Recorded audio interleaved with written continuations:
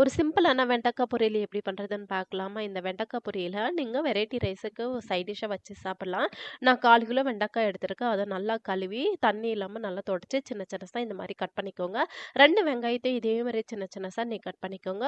ஒரு தவால கடுகு, சீரகம், கட் பண்ணி வச்சுக்கிற வெங்காயம், 2 பச்சை மிளகாய் போட்டு நல்லா வதக்கிக்கோங்க. 1 மினிட் வதங்குனதுக்கப்புறம், கட் பண்ணி வச்சுக்கிற வெண்டைக்காய போட்டு அதையும் நல்லா வதக்குங்க. மிதமான தீயிலே நல்லா வதக்குங்க. அந்த வளவளப்பு போற வரையும் நல்லா வதக்கிக்கோங்க. மூடி போட்டு மூட தேவையில்ல. நல்லா வதங்குனதுக்கப்புறம் வளவளப்பு போனதுக்கப்புறம் மசாலா மிக்ஸ் பண்ணிக்கலாம். இந்த மாரி மஞ்சள் தூள், கொஞ்சோண்டு சில்லி, கொஞ்சோண்டு உப்பு தேவையான அளவு உப்பு, கொஞ்சம் கறி மசாலா ஆட் பண்ணிக்கோங்க. அவ்வளவுதாங்க. இதையும் நல்லா பெரட்டி விட்டு ஒரு 5 மினிட்ஸ் வேக விடுங்க. அவ்வளோதான் ரெடி. கடைசியில தேங்காய் பூ போட்டு நல்லா மிக்ஸ் பண்ணிக்கோங்க. கொஞ்சம் கொத்தமல்லி போட்டு அவ்வளோதான்.